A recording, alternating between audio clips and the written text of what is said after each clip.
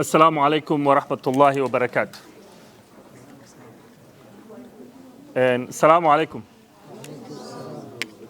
دمانتين وين السلامي. أنا ومارتي محمود نور. مركو جو رئيس وحنيجا مهد علينا إياه إن أتكسر بقشين برنامج كان أو مارتي عن كوضة الشنينو عن مارتي نقول دي رجلينينو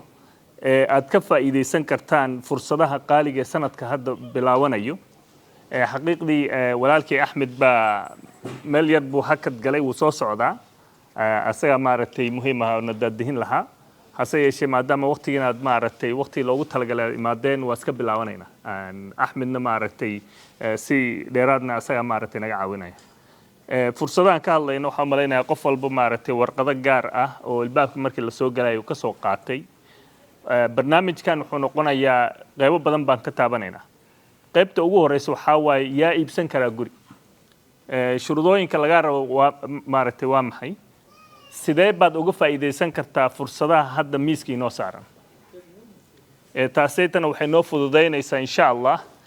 waxaan rajaynayaa ummadda Soomaaliyeed oo gobolka Minnesota degan inaan ka cilbaxno guryaha ijaarkan degan sababta boqolkiiba 90 Soomaalida Minnesota degan waa dad Kristayaal ah waana dareemi kartaan maaragtay culayska na saaran aniga kamid ah maaragtay guri waa lahaan jiray waan iibshay meel ijaar ban hadda deganahay waa muhiim caruurteena sida maaragtay meel fiican ay ku gaari lahaayeen sida uga faa'iideysan lahaayeen maaragtay waxbarashadooda iyo xaafado maaragtay ay leeyihiin ay ku raaxaysan karaan iyo qoyskin maaragtay hanti oo maguraad weey caruurtaada ka dhaxli doona adigana waxay ku noqonaysaa fursad aad wax aad leedahay aad ku faani kartid Mareykanka dabcan xagga dadka cadaanka markii la fiirsho boqolkiiba maaragtay boqolkiiba 80% waa mulkiilayaal guri ba haystaan waan iska dhaxlaan kuwa yar iyagoo maaragtay soo qaanjibiyay oo iskoolka jaamacadda dhiganayo baa lagu bilaabaa inay guri iibsadaan taasaytan waxay ku tusinaysaa fursadda leedahay qofka markuu asagoo yaraankiisa ku bilaabo uu iska bixin karo maaragtay ijaar bedelku degi lahaa maaragtay ijaarku bixin lahaa mulkiile inuu noqdo guri uu leeyahay down paymentkii wixii loogu talagalay qoyskiisu badanaa ka hela laakiin anaga ma haysan maanta guri markaad iibsanaysid shuruudooyinka ugu muhiimsan dadka maaragtay u maleynayaan inay muhiim tahay boqolkiiba 20 baa markii hore la dhihi jiray boqolkiiba 20 taas way isbedeshay maanta adigoo haysad boqolkiiba 3 oo inta laga rabo gurigaad ku iibsan lahayd 3% baad guri ka iibsan kartaa barnaamijka maanta aan ka hadlayno 3% iska daay $100 sharci ku qoran oo aan saxinay meel badan oo dadkan ugu faa'iideynayno 1000 ma down payment laga rabo waa 1000 ma aha 100,000 ma aha 30,000 adiga shakhsiyan ahaan barnaamijyadan maaragtay inay tilmaami doono waxaa kaga faa'iideysan doontaa sidii aad maaragtay si fudud waxaan markii hore rabo maaragtay aan rabo warqadaha maaragtay mid jaalaha hore ma aan soo qaadanin hore baan inta ka soo qaadan doonaa Musab wax yar baa inii dul maraya marka ugu horeyso qofka waa inuu maaragtay dakhligiisa ama income-ka soo galayo waa inuu isku filnaansho gaaro qof oo dakhligiisa hooseeyo guri baan qaadanay hadduu dhawaa midda ugu horeyso waxaa waaye bangigaad u tegaysid sidee baad ku qancin kartaa ama qofkii aad u tagaysid sababta meel qaarkood waxa weeyay dad qaarkood waxay rabaan Islamic financing dad qaarkood waxay aadi karaan the regular bank sidee baad ku qancin kartaa in deen lagu siiyo muhiimadda waxa waaye 2 sano dakhli inaad leedahay oo aad xaqiijin kartid whether it's self employment ama maaragtay meel aad ka shaqaysid oo W2 aad qaadanaysid down payment sidaan igu tilmaamay waa $100 barnaamijyadan ka hadli doono midda kalena waxaa dhici kartaa si gaar ahaanba fee gaar ah oo closing cost loo yaqaano oo badanaa dadka bixiyaan down payment assistance lagu siinayo labada dhinacba way ka caawin doontaa the closing cost iyo down payment assistance ka labadaba way ka caawinaysaa hase yeeshee qofka markuu guriga qaato waxaa laga rabaa inuu bixiyo insurance-ka guriga inuu bixiyo canshuuraadka guriga ama hadday jirto HOA oo la dhaha housing association fee-ga inuu maaragtay lacag gaar u taal uu ku bixin karo oo escrow account ama account aad u furi kartid oo bil walba lacagtaad maaragtay meel lagu dhigay markii laga gudbo dakhliga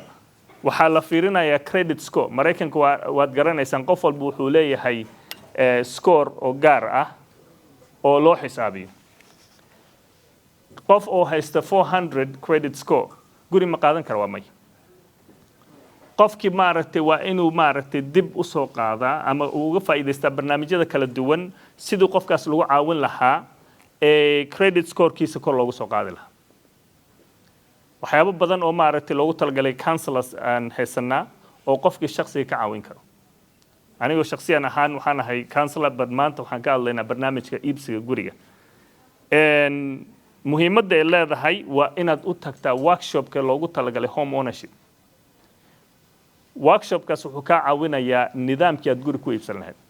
workshopkaas wuxuu kaa caawinayaa qof oo adig kula talinayo workshopkaas wuxuu kaa caawinayaa sidii loogu fududeyn lahaa shakhsiyan ahaan qofkii guri rabo inuu iibsado barnaamijyadan ka hadlayno ugu yaraan waxaa lagaa rabaa 650 score oo maaragtay credit score sidee baan ku heli karaa waa su-aasha credit score waxaad iska diiwaangelin kartaa saddexda hay-adood oo waaweyn oo credit score-ka bixiyo experience oo kale bilaash baad ku helaysaa experience haddaad gashid online waxaad ka codsan kartaa maaragtay credit report-kaaga iyaga keli ma ahan saddexda hay-adood waaweynka TransUnion experience midda kaleba Equifax waxaad ka dalban kartaa free credit score oo dawladda ay lagu qasbay sanadkii shakhsiyan adiga inaad ogaan kartid maxaa lagugu leeyahay ma qalad baa ku jira ma adres qaldan baa kugu jira ma dad oo adig kula degnayn baa maaragtay dulsaar lagu sameeyey waa muhiim qofka inuu maaragtay xifdin karo ama uu difaacan karo shakhsiyan credit score-kaaseed adigaad leedahay waxaa dhici kartaa in kaarkaada lagaa xaday oo qof oo shakhsi isticmaalayo creditkaada dad badan oo ka warhaynin baa dhici karta taas waa laga marmaan in aad adiga maaragtay shakhsiyan ahaan aad credit score-kaada aad fiirsan kartid sumcaddii baa waxoogoo maaragtay naga qaldan inta laga hagaajinayo inta waxaan iga tusin lahaa shaashadda aan iga tusin lahaa hase yeeshee waa inii dulmari karaa credit score-ka experience haddaad gashay waa free kuwa kale lacag bay kaa qaadayaan haddii aad fiirisid free credit score waa ka faa'iidaysan kartaa inaad scorekaada maaragtay meeshaad ka heshid waxaan hadda ka shanqariyey barnaamijyada loo yaqaano home ownership workshop qofka laga caawinayo down payment assistant barnaamijyadan ka hadli doono weli maan maaragtay usii galin hoos you have to waa lagaa baahan yahay inaad qaadatid the home ownership maaragtay programka loo yaqaano home stretch ama shakhsiyan ahaan oo hay-adaha bixinaya u tegaysaa ama online framework baa loo yaqaanaa qofkii isdiiwaangeliyey waxaan rajeynaya insha allah si shakhsiyan ahaan inaan usoo dirno barnaamijyadaas adigoo gurigaada joogtid baa maaragtay fasaladaas geli kartaa shahaadana waa lagu siinaya shahaadadaas waxay kaaga fududaynaysaa in barnaamijyadan ka hadli doono lagu siiyo barnaamij kastana waa kala duwan yahay sida uu kala duwan yahay baa inay sharaxi doonaa insha allah markaad hoos usii degaan degtid waxaad arkaysaa maaragtay qofkii high credit score haysto oo marayo 800 maasha allah interest rate-ka oo dadka shakhsiyan hadda 6 point something bay maraysaa high credit score is equal to low rate oo interest rate-ka oo maaragtay bangiga dad ka soo qaadanaysid sanadkii lasoo dhaafay ama sanadkan gudihiisa waxay maraysay almost 8 qofkii imaado guri baan iibsanaya ugu dhaha waxaan dhaha guri ha iibsan sababta rate-kii baa cirka maraya rate-kaasaytana waa hadda waa soo degaya insha allah sanadka cusub waxaan rajeynayaa inay hoos usii degto taasaytana waa laga faa'iidaysan doonaa insha allah muhiimadda waxaa weeyey bil walba lacagta lagu lahaa inaad bixisid shakhsi baan arkay guri buu iibsan rabay waxaa lagu lahaa $500 oo maaragtay telefoon ah $500 waxay keentay in credit score-kiisa dib u dhacdo up to 400 sababta waxa way xilli baa la fiirshaa 30 days 60 days 90 days wixii buu ku xadgudbay intii aad maaragtay warqadaha markii lagu soo dirayo isla markiiba waa inaad ka jawaabtaa isla markiiba waa inaad difaacataa credit card haddii kala kaarkaas waa kaa gubtay dagaal iyo waxaad galaysaa waxaan loo baahnayn sidaa darteed waxaan inaga codsanayaa hadday jiraan wax meel deen lagu leeyahay ama wax kasta ay dhacdaba inaad ka war haysid scoorkaas aad furanin haddaad guri iibsan rabtid kaar dambe ha furanin sababta waxay samaynayaan credit poolkay samaynayaan kaarkii cusubna aad furatay wuxuu hoos u dhimayaa credit scoreka had maaragtay system bay isticmaalayaan oo loo yaqaano qofkiina maaragtay creditkiisa hoos u dhacay sidaa darteed in la iska taxadaro haddii aad guri iibsan rabtid deymaha maaragtay waaweynka iyo wax weyn aad iibsanaysid waa inaad ka fikirtaa dhinac kale waa inaad fiirsaa maxaad awood leedahay inaad guri iibsatid 40,000 baan haystaa guri baan iibsan rabaa haddii lagu xisaabiyo 40,000 oo guri iibsanaysid waxaa ka mid tahay the lowest bracket less than the 50% AMI 50% AMI qofku ku jiro less than that way ku adagtay regular market inuu wax ku raadsado so you have to be above that taasaytana meesha warqadan oo maaragtay aad haysataan waxaad gelin kartaa your income to see what you qualify for taasaytana meel yar baad maaragtay ku sii hajinaysaan oo waxaan rabaa inaan tusiyo barnaamijkan ka hadli doono siday u saameynayso markii aad soo ogaatid wixii aad xaq u leedahay aad ka faa'iidaysan kartid waxaad aadaysaa kambaniyada waxaa ka mid ah kuwa Islamic financing waxaan haysanaa UIF guidance iyo maaragtay kuwo kale baan haysanaa sidoo kale bangiyada naftooda waxay bixiyaan loans bixiyaan loanka bixiyaanna waxa weeyay sidii markaad gaari iibsanaysid ama wax baad iibsan rabtaa ama dukaan baad ku wareegaysaa mortgage-ka you have to shop around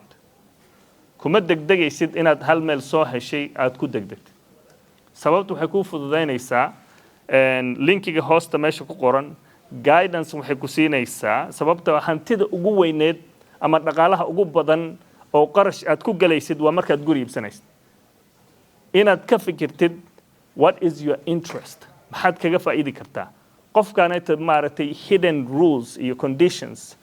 guri baad arkaysaa cusuban oo hadda la dhisayo guriyaas la dhisay waxay ku leeyihiin waxaan kugu siinaynaa interest rate of 5 hoos haddaa akhriso waxay ku leeyihiin you have to have 800 ama 780 high with less DTI debt to income ratio mar baan inay sharxi doonaa sababta inaan fahamno you have to understand the lingo waxa waaye luqadda isticmaalaan waa inaad fahmi kartaa haddaad fahmi karta qof walaalka oo kula talin karo waa inaad raadsataa sababta markay ku leeyihiin housing ratio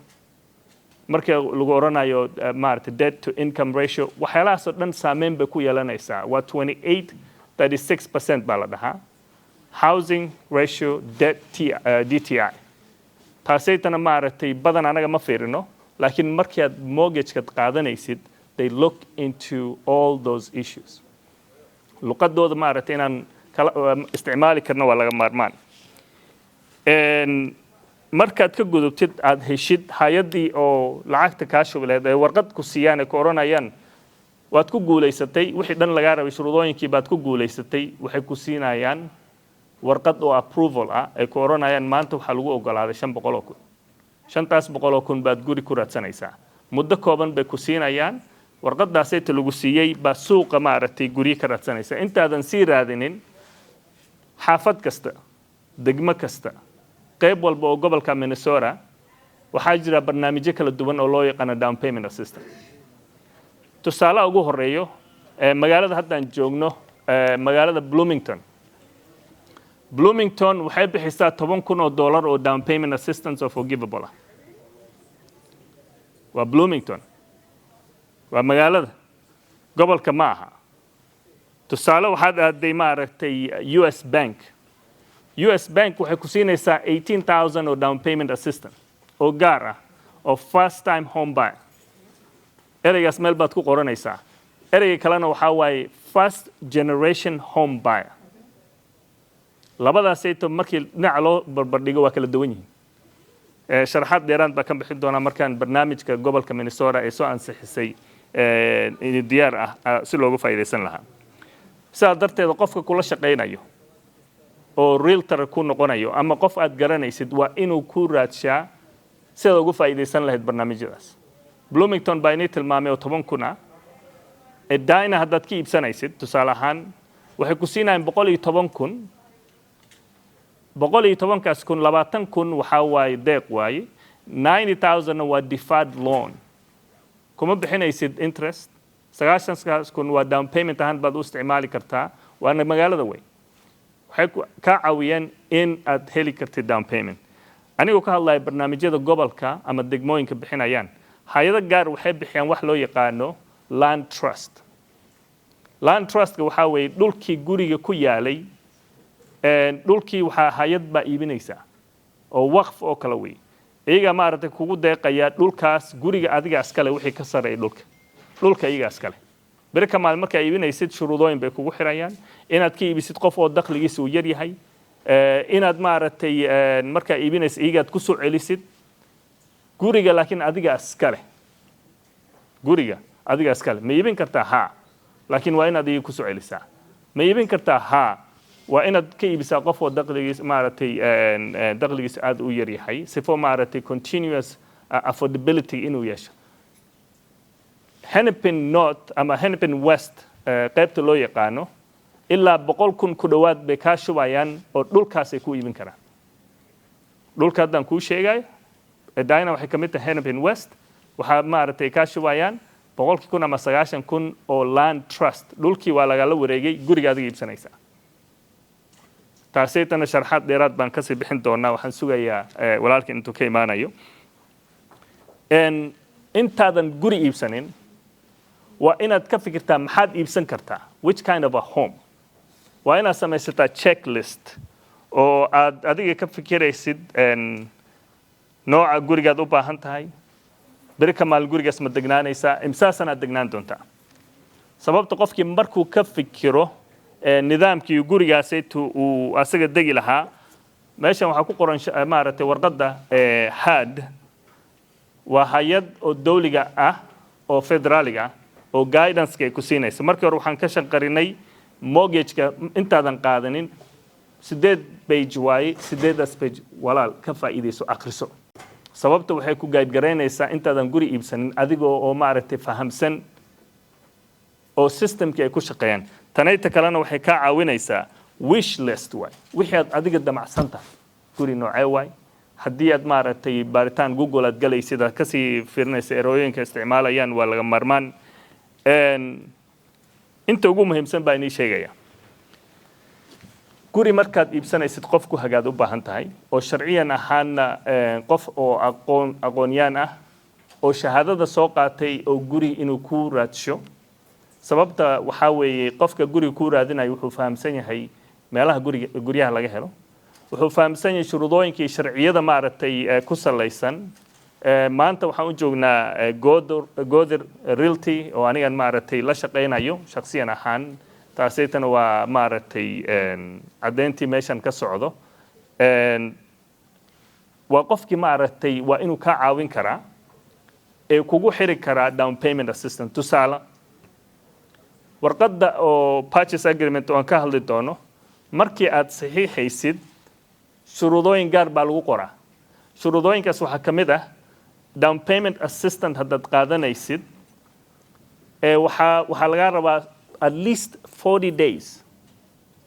days intaad guriga closing date kaada warqadaas baa lagu qoraa your real estate agent waa inuu fahmi karaa shuruudooyinka gaarka ah oo down paymentka lagu bixinayo before you sign maaragtay warqadaas waxaa dhici kartaa in si degdeg aad guri ku iibsanaysid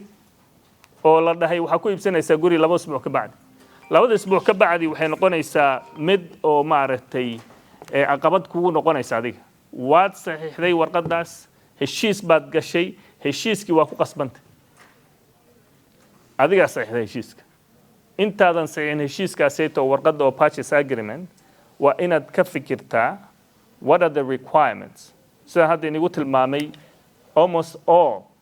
down payment assistance waxay u baahan yahay at least more than 30 days 30 days waa at least more than 30 days sifay maaragtay aad u heshid macluumaadkan aan ka hadli doono insha Allah weli ma aanu gaarin barnaamijyadii aan bixin lahaynay deeqi dadka maaragtay way imaadeen waxyaabahaasayta waxaa waaye adiga maaragtay dantaada ku jirtaa laakiin qofka walaalka oo adiga guriga ku raadinayo waa inuu fahmi karaa shuruudooyinkaasayta waa inaad la fariisataa waa inaad weydiisataa waa inaad la tashataa sababta talabaa ku wada leedihiin qofka markuu guri iibinayo waa inuu fahmi karaa shuruudooyinka iyo nidaamka lagu shaqo tago oo qofkaasayta maaragtay inuu kugu xadgudbin iyo gurigaad iibsanaysid waa qof maaragtay oo warqadahaada ama telefoonkaada markaad soo wacdido wixii markii inii socdaan jawaab ku siin karo oo la xiriiri karo your mortgage oo la xiriiri karo qof walba oo ku salaysan iibsashada gurigaasaytaad iibsanaysid marka kalena waxaa waaye hooshii baa guri baa lasoo helay gurigii markaad soo heshid waa inaad sawiro ka qaadataa sifaad u ogaatid guriga siduu yahay waa inaad samaysataa maaragtay shopping list oo checklistka wixii aad u baahan tahay gurigaas wuxuu u baahan yahay sidoo kale anigoo isticmaalayn barnaamijyo kale oo duwan oo qof wadanaystayaal ah had waxay ku siinaysaa checklist oo gurigii markaad soo aragtid oo visitation aad u tagtid meesha warqadaas ay kugu qoran tahay linkigaas aad galaysaa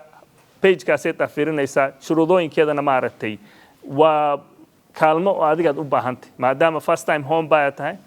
waa mid maaragtay u baahan mar walba in laga fikiro waxaan rajaynayaa in markaan guriga iibsanayo markii ugu horeyso in qof saas gacan qabto oo waxaasoo dhan maaragtay iga caawiyo maanta alxamdulillah aqoontii baan leenahay waa ka faa'iidaysan karnaa online-ka aan haysano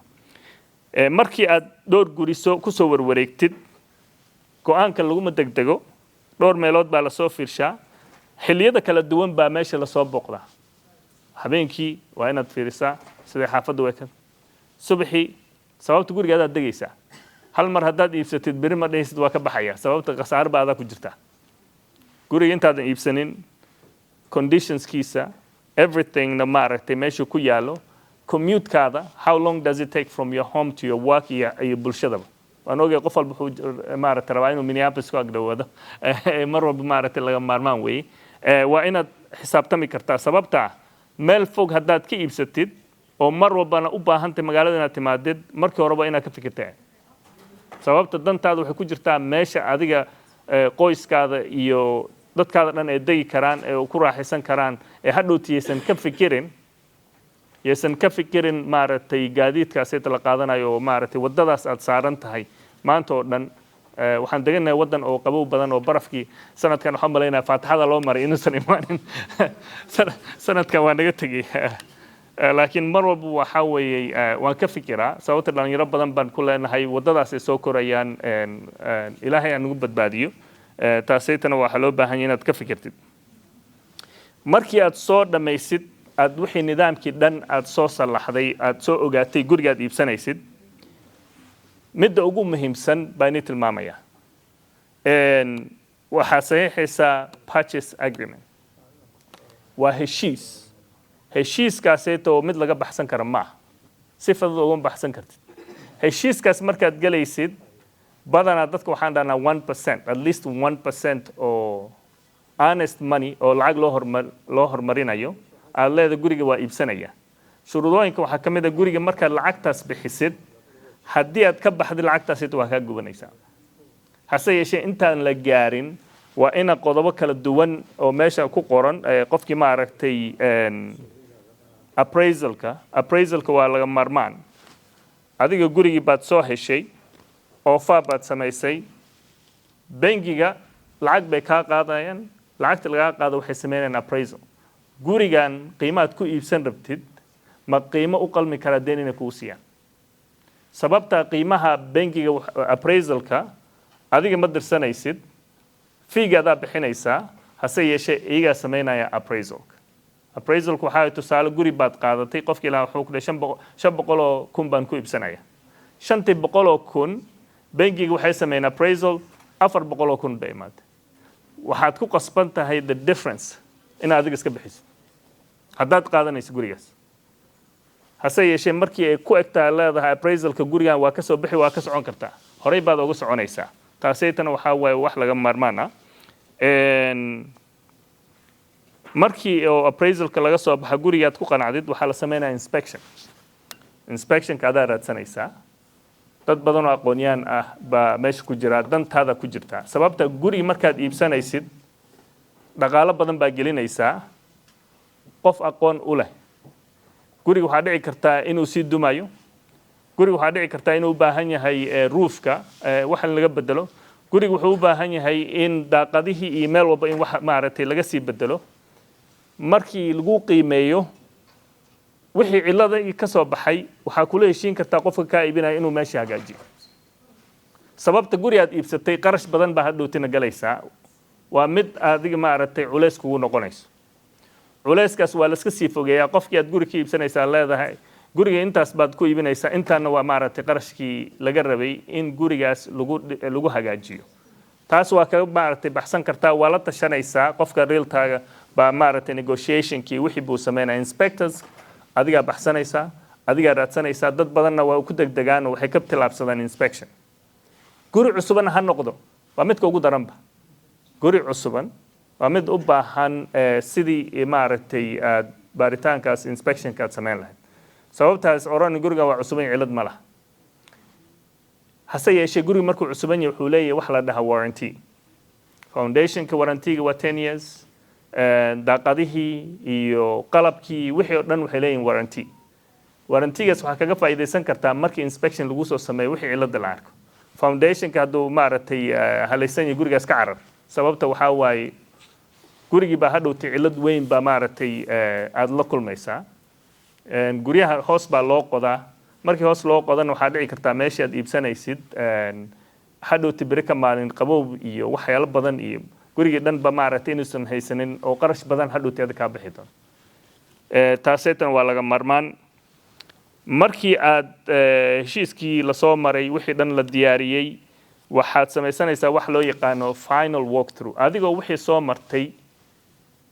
markii ugu dambaysay baa haddana guriga ku laabanaysaa xaq baa u leedahay heshiiskii waad gaarteen gurigii baad ku wareegaysaa dhinac walba nal kasta meel kasta baa maaragtay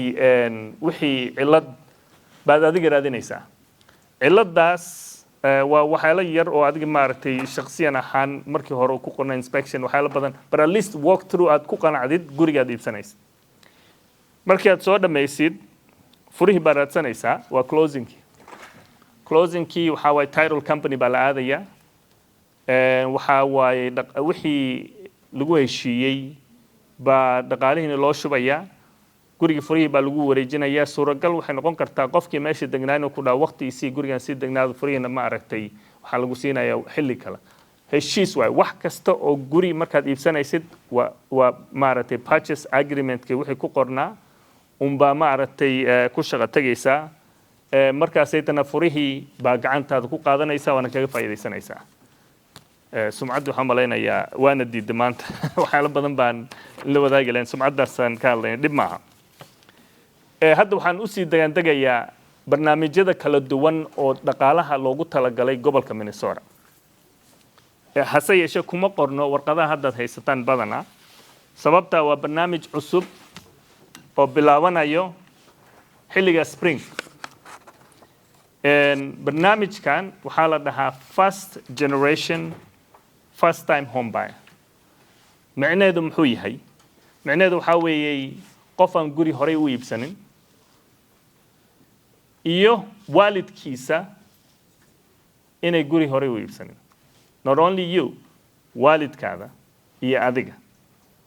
labada qof oo qoyska haddee maaragtay wadahiin labada qof iibsanayo at least one person inuu yahay maaragtay waalidkiisa guriga horey u lahayn haddii horey u lahaan jireen oo foreclosure haddii lagu sameeyna xaq baad u leedahay foreclosure waxaa waaye guriga qofka hadduu iska bixin waayo waa la xaraashaya so sidaa darteeda first generation waa qof horey guri aan u iibsanin first time home buyerna waa kala duwan yahay ereygaas waxaa waaye first time home buyer waxaa loo yaqaanaa qof oo guri maaragtay hore u iibsanin iyo qof oo maaragtay shakhsiyan ahaan 3 sano ka hor inuu guri lahaa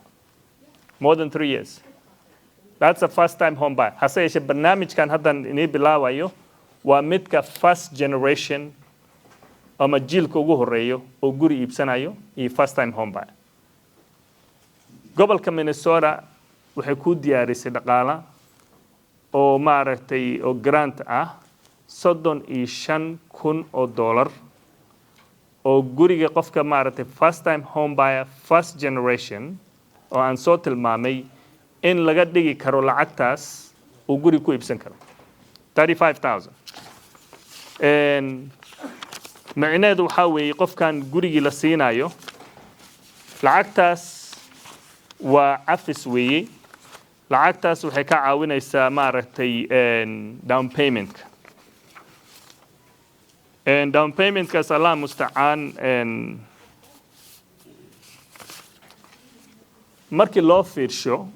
xoogga waxaa la saaray barnaamij oo gaar u ah gobolka Minnesota barnaamijkaas waxaa la dhahaa startup home waa markii ugu horeysay guri aad iibsanaysid startup home kaasayto Allah musta'an muxuu ka dhigmaa way qiimaha lagu ogoliyay maxaa way startup home haddii aad degan tahay the Twin Cities in metro area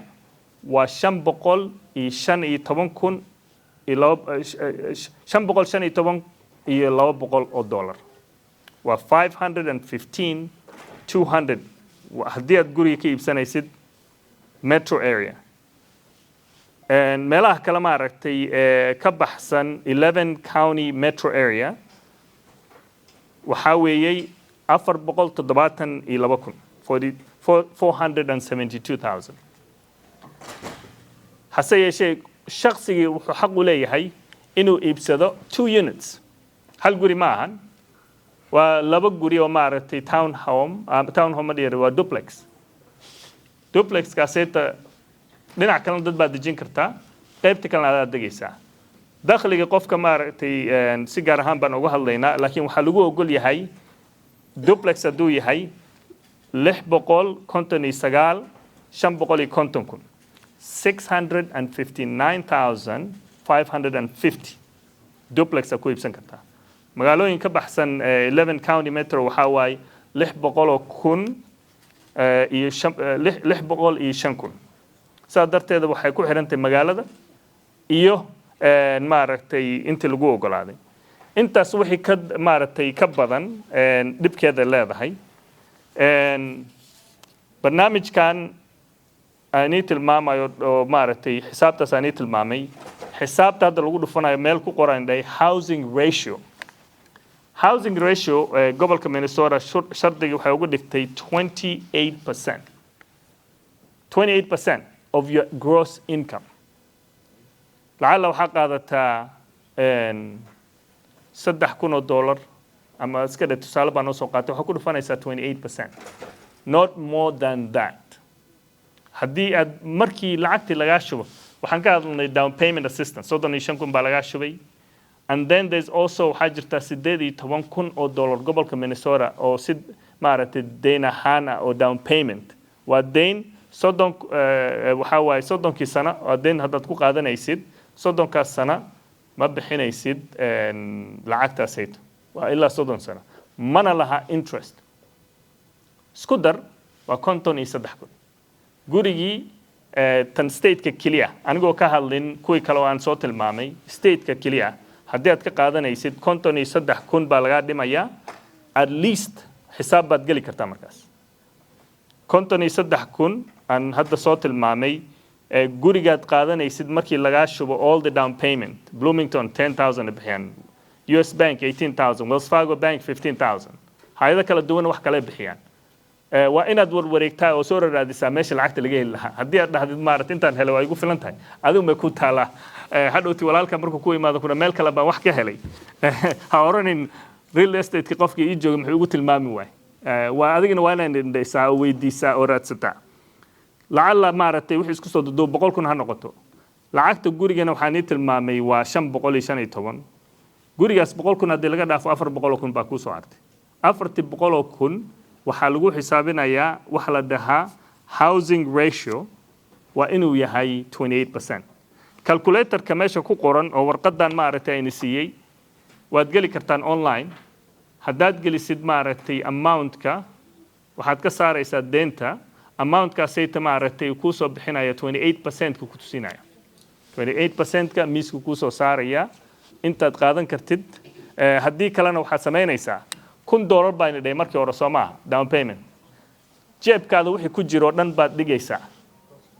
jeebkaada wixii ku jiro waxaad u dhimaysaa sifaad u gaartid that 28%. ما هنا لله سعودة محمد لنا حسابه بدن بنك الله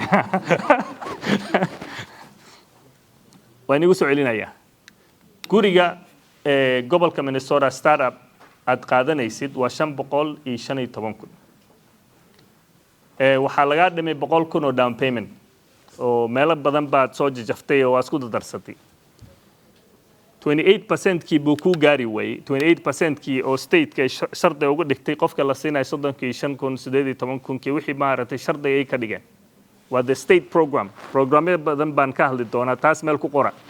waa Minnesota Housing Finance first time home buyer first generation waa kala duwan yihiin mid kalena waa inay tilmaami doonaa taasayta waxa weeyay 28% bay ka dhigeen the housing ratio waxaad fiirinaysaa jeebkaada wixii ka soo bixi kara as an additional down payment sifaad u yaraysid the amount oo lacagta jeebkaad ka bixisto to be 28%. xisaabo badan baa la galaa meesha xisaab xil ma leh baa la dhihi jiray sidaa darteed markii aad ku bixisid at that ratio waxaad raadsanaysaa allah mustacaan barnaamijka horta oo gobolka Minnesota wuxuu qabaa approved lenders qof kasta haddaad u tagtid dad badan waxay dhahan ma qaadano startup programka stateka waxaa laga faa'iidaysto barnaamijka stateku leeyahay sababta stateka wixiisa waa wax dowladda ay leedahay wixii dowladda ay leedahana waxay leedahay maaragtay fursado badan oo kala duwan lacala hadday maaragtay arrintii jiq ay kugu noqoto waa wax stateku leeyahay barnaamijyo kala duwan buu leeyahay oo adi lagu caawinayo sidaa darteed waxaan dhihi lahaa yes meelo kale waad aadi kartaa but please program kan waa inaad horta u tagtaa an authorized lender waxaa galaysaa Minnesota Housing Finance aad ka raadsanaysid an authorized lender Wells Fargo baa ku jira US bank baa ku jira bangiyo kala duwan oo dad shakhsiyaad maaragtay leeyihiin baa jira mortgage dad bixiyo kala duwan baa ku jira sidaa darteeda waa muhiim in aad fiirisid who is an authorized lender so that qofkaas aad ula tagtid ay ka caawiyaan deentaad qaadanaysid allah mustacaan waxaan malaynaa qof walba wuxuu isweydiinaya maxaa loogu baahan yahay income ahaan shakhsiyan qofkaaseed at the state level waxaa weeyey markaad qaadanaysid waa kala duwan yihiin barnaamijyadaas waxaan rajeynayay shaashadaas in lai furo laakiin waa I'll try to wing it and at least waxaa waaye more than 140,000 qofkii qaadanaya income kaada more than 100,000 household income waxaad xaq u leedahay barnaamijkan haddan maaragtay ka shanqarinay laakiin se maaragtay aniga igu xisaabtamine online kaasida baa inaga tusin lahaa haddii la shidayo sifa maaragtay aad u fahamtaan because boqol barnaamij oo kala duwan baa meesha soo galaya waa at least 115% AMI 115% AMI meel ku qoro because 115% AMI why but the other program 18,000 key were mostly at 80% AMI waa kala duwan yihiin sidii maaragtay stacking system waxaa dhici kartaa 35,000 kiina xaq u yeelatid because your income wuxuu ka yar yahay 140,000 aan hadda tilmaamay but then waxaa ku darsan rabtaa 18,000 kii 18,000 kan waa 80% AMI area median income waa taqriiban waa 90,000 wey 95 waxay noqotaba maaragtay ninkaas sumcadibu أحمد باي ماذا بوسكي باي ماذا هذا لسه سأدرت ما عرفتي تاسيت ولو فايدة سنكرة at least it's the مارتي option key أحمد سودو AMI جوالو فيرنا يا at least to make sure that you qualify for that program وكسو جود بي برنامج كستيت كا متكلاجرة ولا دا community first time home buyer first generation kan stateka waxaan ku bixinay $50 million oo maaragtay loogu talagalay dhowr kun oo qoysa in loogu faa'iideeyo community first time home buyer ama waxa bixinaya MNCDC Minnesota CDC dadka oo hay'adaha oo samafalka ama CDFI-ga waxaan ku bixinay $100 million at that level iyaga waa ka duwan yihiin shuruudooyinka stateka aan iisoo tilmaamay shaqsigii markuu barnaamijkaas kaga faa'iidaysanayo waxaad helaysaa $32,000 maaha 35 waa 32,000 shuruudooyinkan badan oo haddaan tilmaamayana weli si miiska ba maaragtay waxaan rajaynayaa January in la soo saaro midkaan hadda inay tilmaamay miisku saaran yahay spring oo hadda maaragtaan rajaynayna insha Allah barafkan markuu soo dawo naga sii dhamaanayo baa la soo fasaxaya markii la soo fasaxa midkaan kalena waa gaar ah waa ka duwan yahay waxaa bixinaya CDFIs kana waa inaad fahmi kartaa shabakada markuu soo furba inay tusinaya meeshaad ka daawan doontaan insha Allah that one was 32,000 shuruudooyinkeeda waa ka duwan yahay waa 100 at least close to the state laakiin maaha sida hadda inay tilmaamayay 28% housing ratio iyo waxyaalaha lamid ah waa ka duwan yahay saa darteed pay attention to which program kaasayta waxaad raadsan kartaa meelo badan oo hadhowtii aad kaga faa'iidaysan kartid anigoo maaragtay soo koobay barnaamijyadan ay iskuma dari karo ama waxaad qaadanaysaa the community maaragtay first time MMCDC first generation home buyer community down payment ama waxaad qaadanaysaa Minnesota housing first time home buyer midka dawladda tanna lacagta lagu siiyana meel kastaad wax ka raadsan kartaa deenta kuma xirno stateka kan stateka waa ka duwan 18,000 keenii tilmaamay barnaamijka maaragtay ku darsan kartaa yes 32,000 ka 18 stateka waa ku maaragtay darsan kartaa markii aan ka soo baxa labadaas barnaamij oo isu eg oo na kala duwan $1,000 kii loo baahan yahay down payment-ka inta adiga jeebkaada laga rabo waxaa jira barnaamij inoo gaar ah anaga muslimiin haddaan nahay dadka waxay raadsadaan fee based waxay aadaan UIF bay aadaan waxaad aadaa maaragtay guidance iyo inay soo dalbadaan waay hay'ad baan u dhiibnay oo u maamulayso hay'adaha maaragtay muslimiinta ah oo 10 milyan waay pilot program kaasayta waxaan rajaynayaa markii lasoo shashaandeeyo waxaan maaragtay kula talinay sharciga siduu qoran waxyaalo yar buu ka duwan yahay xaafada aniga matala sida hadda loo qoray waa 60% maaragtay census track iyo lahjooyin badan oo kala duwan baan isticmaalnaa naga raali ahaada taasaan ugu talagalnay laakiin hase yeeshee waxaan ku heshiinay in la ballaariyo oo gobolka oo dhan maaragtay xaq u yeeshaan saa darteed waxaan dhahnay 50,000 at least 50,000 in lagaa dhigi karo 50,000 oo fee based markaad ka qaadanaysid yes markaa fee based ka soo qaadanaysid 32,000 aan hadda inii tilmaamayay waa ku darsan kartaa haddii caqabad nagu noqonin haddii caqabad noqotana telefoonadiin baa qaadanaysaa waxa wacaysan gabanatoraan leedahay maxaa noo xakameynaysaa lacagtaasi xaq baan u leenahay sida sharciga u qornay waa qof walba xaq buu u leeyahay in aad ku samaysid layering Islamic finance baa ka soo qaadatay UIF bankiga caadiga maaha iyaga maaragtay maaha Wells Fargo Yes Bank maaha 50,000 baa soo qaadatay 32,000 baa soo qaadatay xaafadii baad guri ka iibsanaysaa Bloomington haddaad joogtay 10,000 baa haddana raadsanaysaa ha ku ekaanin 50,000 baan qaatay waa soconaya at least find other additional support sababta guryaha sanadkan waa qaali mid kale baan dadka u tilmaamaya stock maaragtay guryaha waxaa la fiiriyaa how many houses are out there oo hadda diyaar ah waa yar yihiin haddii suuqana maaragtay lagu soo furana haddii aad diyaar ahayn adiga haddaad maaragtay samaynin the classeska waxaan rajaynayaa qof walba uu haystaa wuu isdiiwaangeliyey ama haddaad isdiiwaangelinna haddii aad heshay flyerka meesha flyerka ah intaad scan garaysid iska diiwaangeli sifaan kugu soo dirno si toos ah meeshii aad ka qaadan lahayd class meelo badan boo maaragtay oo dantaada ku jirtan baa ka faa'iidaysanaysa I hope this will fix the computer saa darteed waxaan dhihi karaa maaragtay fursadahan waa kala duwan yihiin sidaan u tilmaamay shacop hadda guri ka iibsanaysid waxay dhahan guryaha hadda by this year guri up to 372 anaa waxaan ku dhahay 372 xagee laga helaya anaa soo iibsanaya ilaa 8 kuna bixiyaan waxaan rajaynayaa in sanadka cusub ay wax ka bedelayaan hadday ka bedelaanna maaragtay waan la socodsiinaya dad badan baa daneynaya inay shacop iyo meelahaas ay ka degaan iyo dadka guryaha dhisayana way fahmi karaan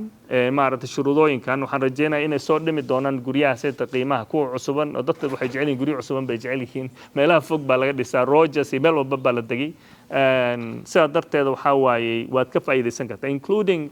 construction-kii waxaalahaas oo dhanba maaragtay it's part of the process of buying a home waa heshiis waa wax kastaba taasaytana waxaan rajaynayaa insha Allah sanadkan inaan ka bixi karno maaragtay ciilkana hayo oo guri inaan iibsan karno gobolka Minnesota waxaan u mahadcelinayaa hay-addii inay soo diyaarisay barnaamij ka duwan waxaan oo dhanba oo si toos ah gobolka Minnesota aad ugu qaadanaysid musharaka ama partnership gurigii dawladda baa kula iibsanaysaa dawladda markaad kula iibsato waa musharaka way kula leedahay laakiin asaga waxay leedahay shuruudooyin kale oo ka duwan si caadiga ah qofka markuu guri caadi bangi ka iibsado ama nidaamyada haddaan ka soo hadlay adiga askale musharaka partnership adiga ma lihid waa lagula leeyahay equity based one intaad bixinaysid baa qiimihii kor adig kusii kordhaya every time maaragtay aad bixinaysid mortgage-ka it reduces qaybtii dawladda oo maaragtay ownership qaybtaada kor usoo kacaysa ilaa aad ka bixisid wixii deynta lagu lahaa lacagahanayto down payment assistance xaq baad u leedahay barnaamijkaas hadda diyaar ma aha wuxuu noqon doonaa diyaaran rajaynaya insha allah sanadka soo socda dabayaaqadiisa end of the year meelahaas bay maaragtay nagu dhayn laakiin wax oo hadda xaqiiqda la hayo barnaamijka waa la ansixiyey oo gobolka waa la ansixiyey miisku yaala waxaa la dhisayaa framework sidoo ku shaqo tagi lahaa waa partnership Minnesota partnership waa musharaka waa shirkad musharaka qolada islaamka isticmaala waa the same time waxa waaye waa shaygii maaragtay waa wada leedihiin waa lagula wadaagaa gurigii adiga oo xor uma lehid waa lagula wadaagay gurigii sidaa darteeda waxaa waaye dadka oo maaragtay waxoogoo is adkeenayo waxaan malaynaa culimo badan baa si translation kala badan bixiya aniga culummadii waxaa u tagaysaan culimmadiina sidaa loo soo tashan lahaydeen mortgage-ka adigaa raadsanaysaa guriga waa kaa caawinaynaa waxaan malaynaa axmed baan hadda ku wareejinaa muddo dheer baan inii sheekeynaya axmed soo dhawo asalaamu calaykum السلام عليكم. iska hadla Welcome all marka hore aad. السلام عليكم وأيضا والسلام ما شاء الله thank you marka hore oo aad sida aad caawa timekiini oo muhiimka ahaad aad u soo qaadateen aad noogu imaateen wacyigelin naga tahay maanta ya mima ما شقينا معك. كل واحد كده. Speak louder. Okay. كل عاو وحنا قندونا I believe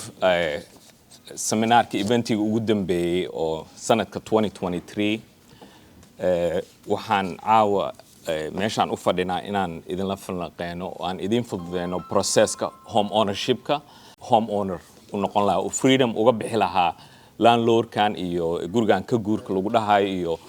process kan oo hadhowna adigoo aad diyaar ahayn lagu dhihi karo guriga maanta iga gur oo gurigi waaba gadayba maanta marka hore state-ka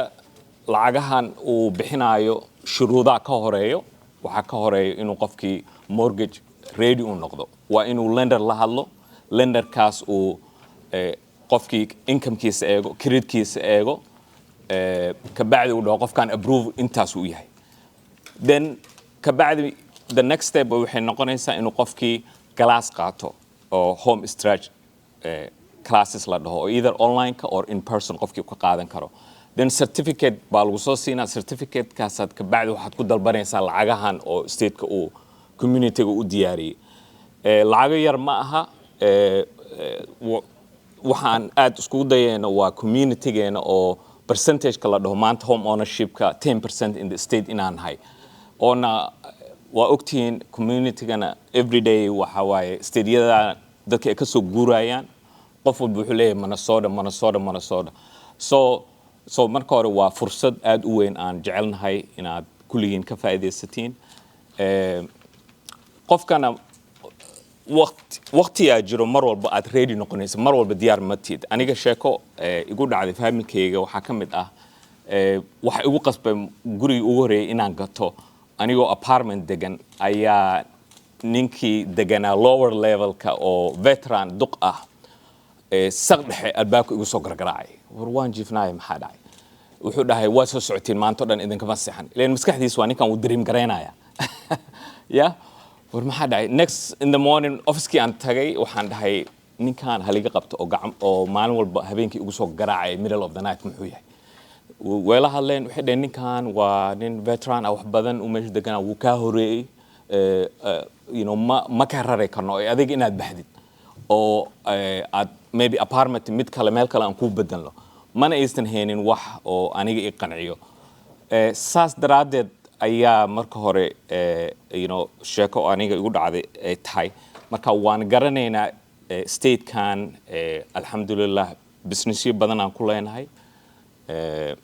income badan aan generate garaynaa waa in incomekaasna aan ka faa'iidaysan karno sida hagbadaba aan meel qof walba uu maalin u dhigo lacag yar u dhigo inaan gurigaana aad maskaxdeena aan u gelinaa inuu hagbad yahay uu paymentkaas baxayso at least family aan garanayaa like 2 weeks ago aan kula taliyay aan dhahay okay meeqa bixisiin waxay dhaheen 1800 aan bixinaa okay gurigana waxay dhaheen qaali uu nagu noqonayaa oo 3600 nagu noqonayaa Axmedo ka war waxaan dhahay 1800 aad bixisid maanta oo free ah aan shilling ka soo noqonayn iyo adigoo ku dara maybe another 1200 oo 1800 oo kale ku daro ku soo noqonayso waa kala duwan tahay marka caawa kolay waxaan also invite garaynay lenderska UIF waan invite garaynay waxay dhaheen ma imaan karno waxaa also nala joogo Steve Conklin oo asagana aad aan ula shaqeeyo xagga self employed clientiga oo mortgage iyo qualificationkiisa asaga taa wax yar aan jecelahay inuu noo taabto dadka self employed ka ah maxaa what can they qualify what process ay mari karaan because it's a complex situation why qofka inuu mortgage iyo guri u qualified u noqdo qof walba qualified maanta waa marka hore Soomaali hadaan nahay ma sha Allah caruurteeni already college ka wada baxeen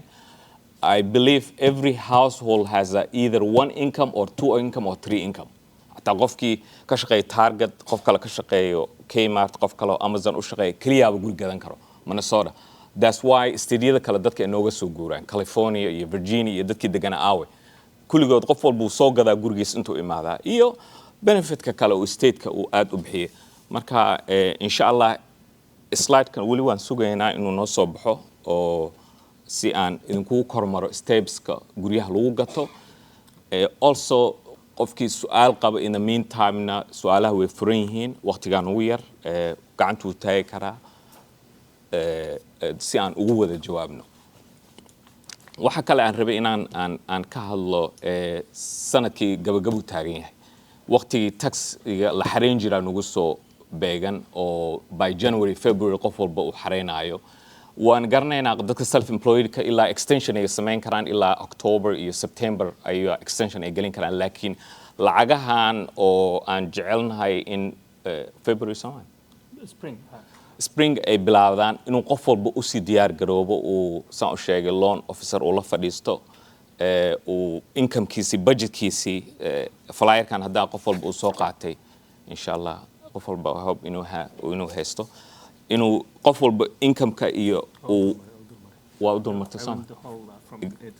exactly just like example mar qaarkood waxaan ka dhignaa gawaarido kale qofka markuu rabo gaari inuu gato dealerka tagaysa waxaad leedahay gaariga rabaa maskaxdaada numberka ku jiro ma aha gaariga intuu yahay inta badan waa monthly payment intuu yahay waxaad leedahay waxaan rabaa gaari 400 oo 600 oo 800 aanan ka badnayn then dealerku wuxuu ku leeyahay okay waxaan ku hayaa gaarigaas quruxda san oo budgetkaaga within ahna intaas ku gadan kartaa marka income-ka oo family-ka soo gala qof walba waa inuu 45% ahaan ugu talagalo inuu rentigaas uu ku bedelan karo mortgage-ka intuu rentiga bixin lahaa mortgage ahaan uu ku xisaabiyo shaqadeennana run ahaantii waa navigators anaga nahay real estate haddaan nahay oo aan guryaha dadka la raadino gurigii wanaagsan aan dhahno kan aad gurigii kale aan dhahno kan ka leexo budgetkii qofkii aan la kormarno kirada hadduu u baahan yahay kala shaqeyno qof kale aan ku xidhno basically navigator aan nahay navigatorka qofkana waa qof ku hagaaya mar walba oo kuu sii sheegaya steps wax lagaga baahan yahay okay maanta aad ii imaatay kiradkaagii waa la jeegay budget baa lagu siiyey okay let's go shop marka guri raas aan galno guri markaan galno shaqadeena meeshaas kuma eko waa inaan la ogaana loan officerkaas inuu shaqadiisa qabanayo isagana uu qofkii u sii sheegay okay maanta intaana kaaga baahanahay 2 weeks intaana kaaga baahanahay maalintaas furahan soo qaadanayna waxa inta badan nagu dhaco oo as a realtor faalasheen ee aad u kala daataan waxa waaye we were not involved waxaa shaqadeena waxaa ka mid ah inaan involved aan processka aan ku nahay aan clientigeena aan ognahay inuu uu la socdo inuusan gaari gadan karin inuusan furniture uu hadda deyn kusii qaadan karin si processka si smooth ah ugu dhamaado from A to Z shaqadeenana taasa aad uga mid ah marka I think question of my question okay so waxaan jeclaan lahayn marka hore still waxaan sugaynaa screenka inuu noo soo baxo si stepska idin kormaran bad laakiin flyer haddaan flyerka xataa waan go through garayn karnaa qofkii su'aal qabana su'aalaha online ba haddan loo soo diray waxaan ku bilaabaa inta qofku ka sii fikiraya su'aashana weydiin lahaa su'aashana la weydiiyey waxaa waaye qof oo degan gobol kale oo rabo gobolkeena inuu usoo guuro laakiin guri buu ku leeyahay halkaas first time home buyer ma noqon karaa waa may sababta waa qof oo horay guri usoo iibsaday waa ma aha gobolka keliya meel kastaad guri ku leedahay saameyn bay ku yeelanaysaa soo sidaa darteeda qofkaas waxaan leeyahay waa mahadsanta inaad gobolkeen rabto inaad imaadid waa kusoo dhaweynaynaa laakiin ma tihid first time home buyer oo shuruudooyinka hadda ka hadlay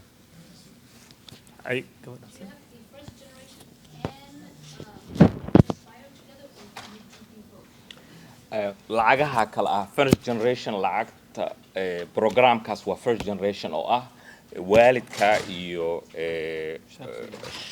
family householdiga qof ka mid ah inuusan guri uusan lahayn uusan gadan oo first generation that's why loogu talagalay first generation loo leeyahay laakiin lacagaha kale 32,000 ha lacago kale waxaa jira oo xataa second home buyer loogu talagalay qof oo mar labaad gadanayo guri loogu talagalay so just a qualification kay kala tahay lacagaha ileen waxaan ka hadalnay up to I believe waxaan xisaabinayna $130,000 lacag ah inuu qofka oo hadduu isku noqon karo first generation iyo first time home buyer uu isku combination samayn karo haddana waxay ku xiran tahay qofkaasna inuu documentationka looga baahan yahay inuu mar walba uu diyaar la yahay uusan qofkii uusan dib u guran uusan dhihin waa information badan bay dadkan u baahan yihiin miiska ma soo saari kari haddii wax yar ku sii daro first time home buyer first generation waa labadii barnaamij aan ka shanqariyey oo CDC MNCDC-ga iyo Minnesota Housing ma shaqeyn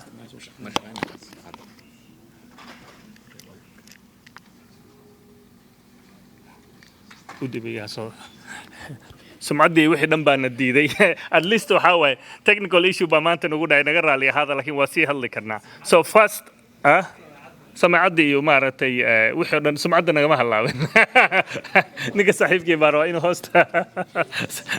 hoosta inuu igu dhigo sidaa darteed waxaa waaye programka oo fee basedka ma aha first generation ma waa first time home buyer waa kala duwan yihiin so bangiyada oo kale dhaqaalahooda waa maaragtay waa first time home buyer waay at least waxaa waaye 3 years haddaa guri horey u lahayd aad iska iibisay first time home buyer baa tahay waa ka duwan tahay first generation cabdirasaaq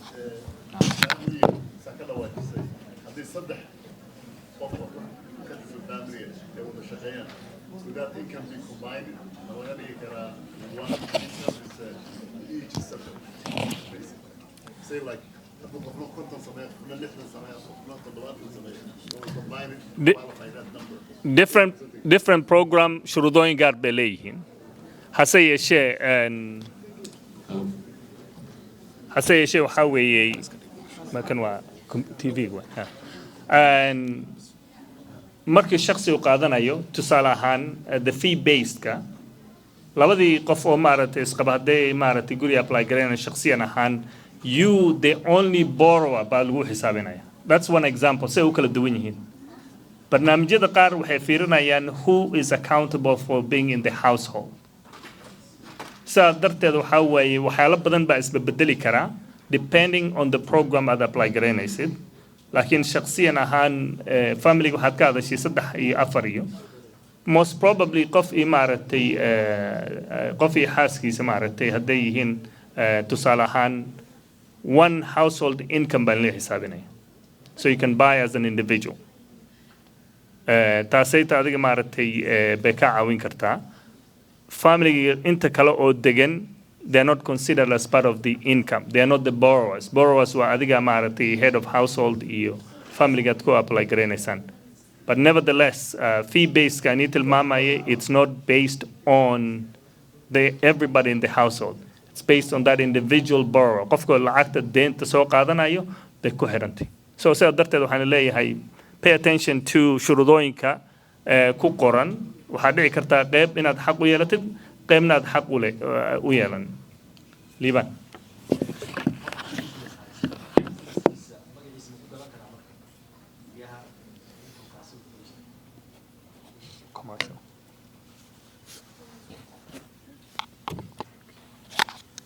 su-aasha waxay tahay qofkii self employed ah businesskiisa ma ku gadan karaa soo ma liban okay yes aniga investmenting markaan sameynayo businesskan ku gataa ogaada businesska EIN number uu leeyahay EIN numberkaasna beneficiary waxa uu ah individual or social security leh social security kaas ayuu hoos imaanaa so mar walba aan qof self employed aan loan officer u diro loan officerka wuxuu i weydiiyaa wuxuu dhahaa personal taxna keen business taxna keen si uu u eego both marar qaarkood waxaa dhacayso inaan dhahano businesskii intaan sameeyey but personalkiina minus aan isgelino marka mar walba way eegi way isku dheelitiri so that's why aan isku dayna inaan qofkii dhahno okay self employed ma tahay well George write off yaray write off si income kaaga at least sanadkan u koro or labada sano loophole yaala jiro oo ah qofkii 5 years hadduu businesskaas ku jiray or let's say tracking haddaad ku jirtay or medical ku jirtay business 1 year income lagaga baahan yahay kaliya that means next year oo kale hadda February or March markaad xareynayno kaad gelin kartaa haddaad 5 years lahayo tax return inaad mar xaraysay waxaan rabaa inaan also invite garay xagga businesska Steve Conglin or with the Satori Mortgage. Steve, the question is if a person is a self-employed, what is the qualification for a mortgage? Can you come over and explain? So self-employed, so you want to be usually 2 years. So you need a 2-year job history. Okay.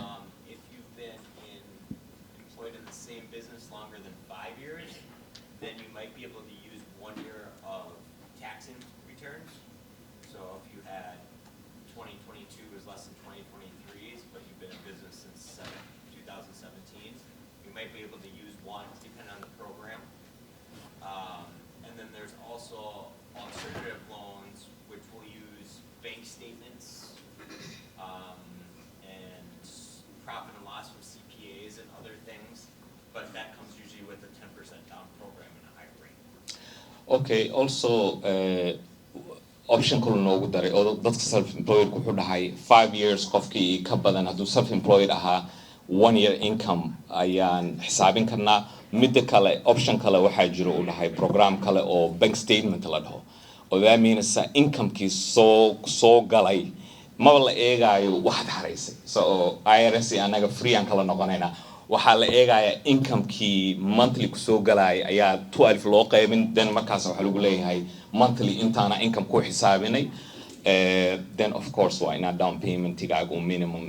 10% or noqdo and I believe what's the credit score on that? You usually want to be a higher credit score. That's what I was saying. I'd always say above a 700. But another thing too to remind is the other way around. If you were self-employed for years and then you did take a job, you don't have to wait for 2 years. So if you're self-employed for 5 years and you just got another job, okay, doing something, it doesn't have the same line of work. We can use that income, so not your self-employed income.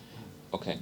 midda kale uu ku daray waxaa waaye adoo self-employed ahaa haddaad shaqo W2 ah Yeah, as long as you have a 2 years job history. okay shaqo W2 ah aad bilaawdid income-kaasaan isticmaalaynaa ogaada the other way around waaye haddii adigoo W2 ah aad self-employed bilaawdid then 2 sano minimum ayaa dib u dhacaysa oo average-kaaga la eegayaa Go ahead.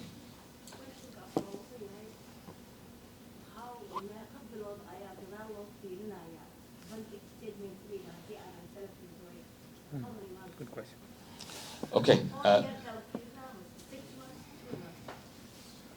su-aasha waxaa waaye how many bilood ayaa la eegi Dib loo eegaya, and self-employed. self-employed? So the question is, if you're self-employed, what's the look back? Is it 6 months, 1 year in terms of using the bank statement model? So they're gonna have all types of look backs. There's a 3-month look back. There's literally just a CPA where a CPA can do a profit and loss. There's a 1099 where we can actually just use a 1099 income. So there's a lot of ways. It really depends on, the scenario. waa noocyo kala duwan, nidaam kala duwan baa la fiirinayaa. Waxaa dhici kartaa 3 months look back in la sameeyo, ama waxa waaye CPA profit and loss maaragtay inaad la timaadid. markii kalena waxay isticmaali karaan 1099 warqadda 1099ka oo income-kaada ku qoran baa lagu base gareynayaa loanka lagu siinayo. loankaas waa ka duwan yahay qofka maaragtay shaqeynayo, sababta waxay leedahay high down payment, high interest rate, sababta self-employed baa tahay. sidaas buu hadda noo sheegay. It's always good to remember at least probably a year is the best. hase yeeshee waa sanad maaragtay badana baa la fiirinaya. hataa shakhsiyan caadi markaad guri iibsanaysid, accountigaada waxa kusoo dhacayo badana waxaa la fiiriyaa couple of maaragtay 6 months look back iyo mar walbo maaragtay lacagta kugu soo dhacayso waa inaad xaqiijin kartaa meesha kaa soo gashay. su-aalahaas waa lagu weydiin karaa. arrin kale aan rabay inaan ku daro oo client uu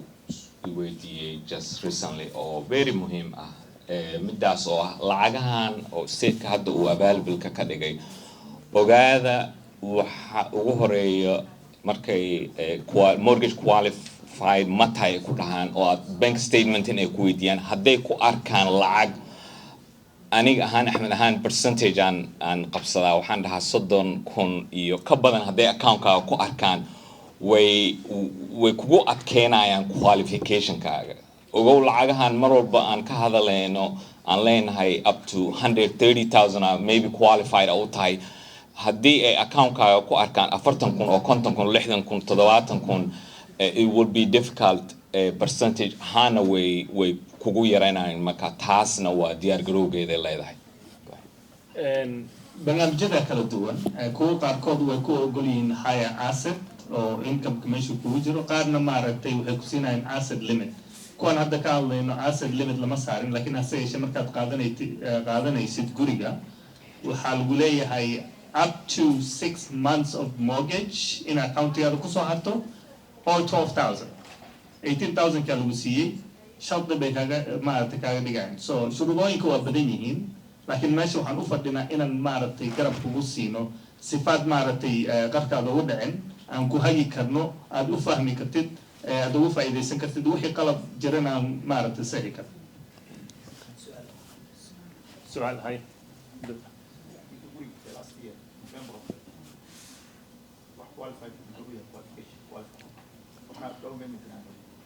ilaahay ku calfo.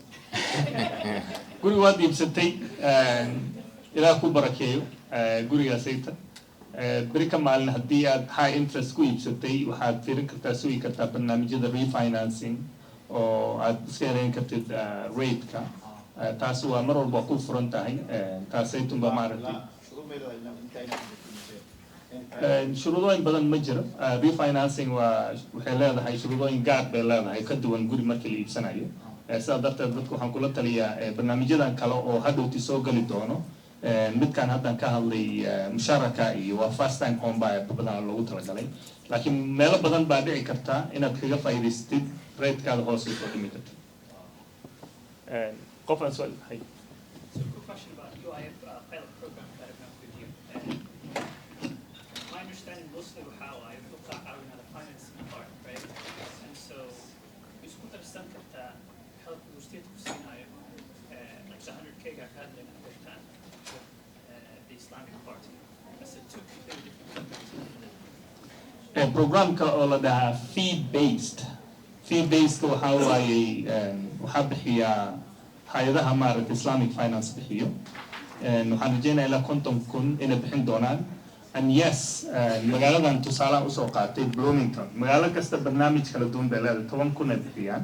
10,000 waa raadsan kartaa waa inaad ka codsataa qofka mortgage-ka bixinaya inuu aqbali doono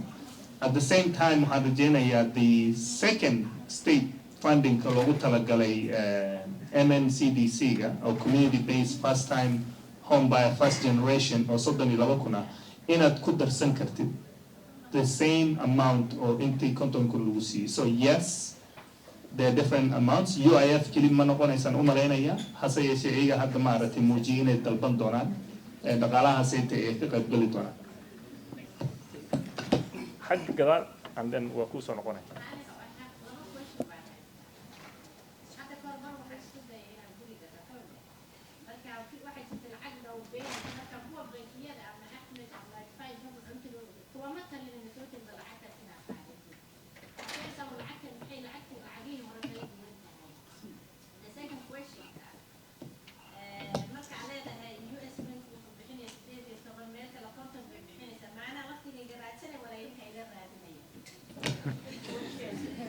waa su'aal muhiim waaye anaga waxaan rajeynaynaa insha allah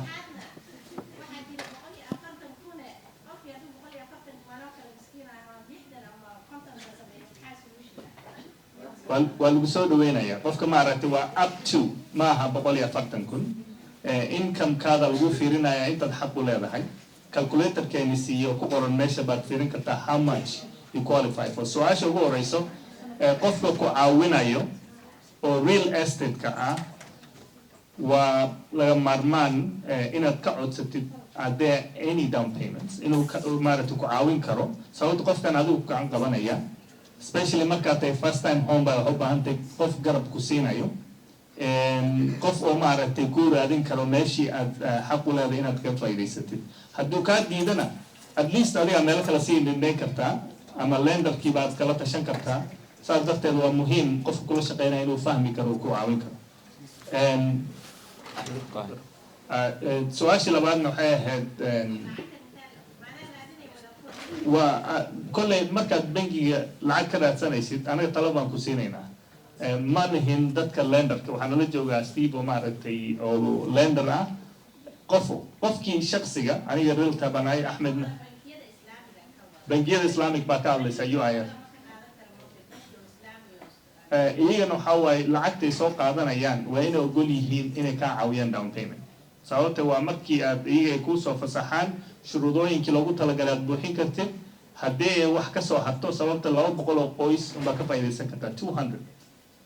qofkii waa mar walba maaragtay inuu horey usisu diyaariyaa framework classeski wixii loo baahnaa credit everything approvalkii markaad soo qaadatid waa inaad gurina gacanta ku haysaa ma aha approval baad soo heshay lacagti baa lagu siinaya saas kuma shaqayso waxay ku shaqaysaa gurigii inaad soo heshid oo purchase agreement-kii aad soo diyaarisid inaad waqti xadadan oo loogu talagalay 45 maalmood ama 30 maalmood wixii shuruudooyinka maaragtay laga rabay inuu qofka iibinayo ku sugi karo dadka qaarkii kuma sugi karaan taasaytan waa muhiim gurigii gacanta kusoo dhig haddeertaan guryaha waa yar yihiin suuqa ku jira aad iyo aad ba u yar uma malaynaya inaan maaragtay kaafin karno oo buuxin karno wixii maaragtay dadka hadda baahida hayso inaan ka caawin karno inay guryi helaan hase yeeshee waxaan rajeynaya insha allah sanadka dambe inay isfurfuri doonto oo guryihii suuqa inay kusoo laaban doonaan guryo badanna la heli doono insha allah walaala dan gabadha baagada so hay dhamas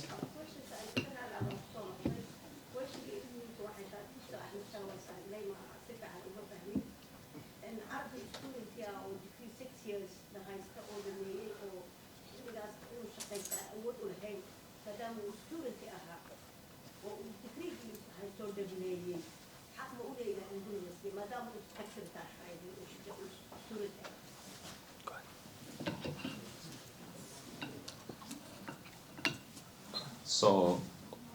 let's say example waxaa waaye qof oo soo graduate garay state-ku ka soo baxay or certificate soo qaatay yes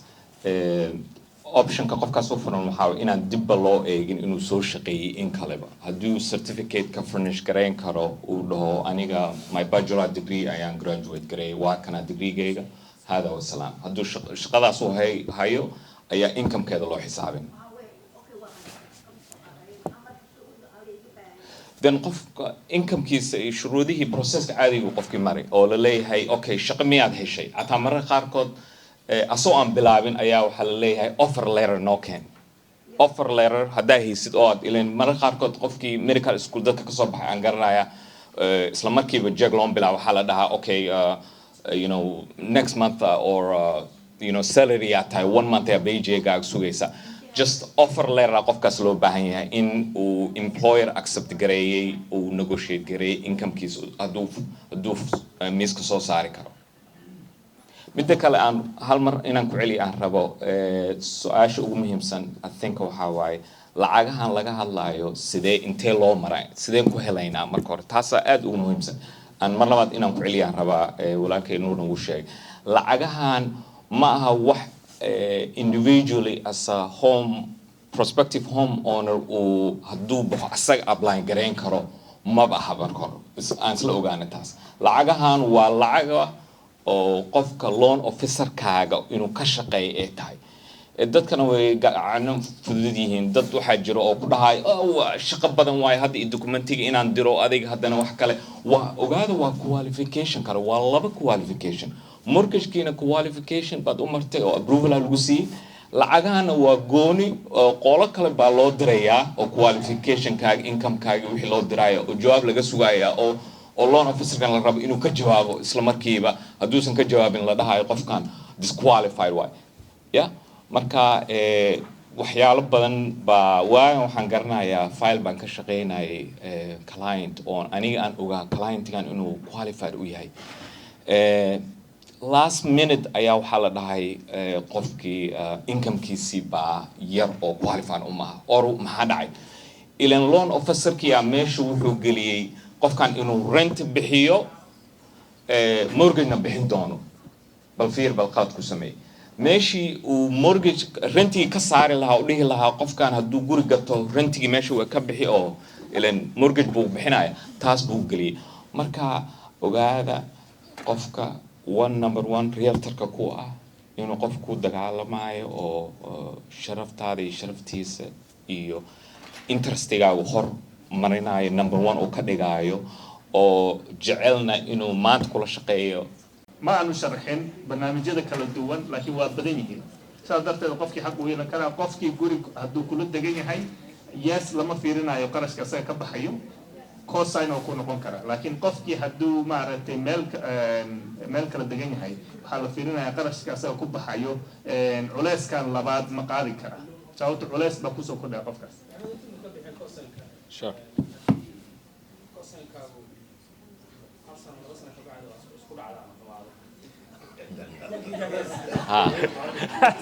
I think that's the question for Steve. I think, Steve, you should come and sit here. Now we're talking about the lender. We should give you, I think qofka aqoonta u leh lenderka baan u banaynayaa mid kursi soo qaadan leeyahay. So the question is, can somebody assume the loan? Because we're talking about loan assumption now. The cosigner is no longer willing. So I'll give you the mic. Yeah, that's usually not something that they will do. Although if somebody's having issues making the payment, they can go to the bank or the servicer, whose ever name you're paying to it. And there's cases where they'll allow them to do that because they'd rather have somebody assume that loan or take that over than somebody just not pay it. So some of the loans, they usually remove the loan assumption that somebody else can assume that loan. Yes, as part of you the can lender. technically assume any FHA or VA loan, If it's not. but it's 1 in a million. Because they have to qualify for that loan plus the equity in it. You're almost better going to the servicer and doing like a loan modification or other items that they'll offer. And it's easier and it's usually a better deal. I don't want to put you on the spot. I think people can understand the English. Are you are you going to participate in the CDC, MNCDC, which is separate from the Minnesota housing because they're giving up to 32,000 with part of your program? I don't know. It's something new. It's not. Yeah, I don't know yet. So we you know, pretty much every month, we work with a lot of nonprofits. And through those nonprofits, they're given grants.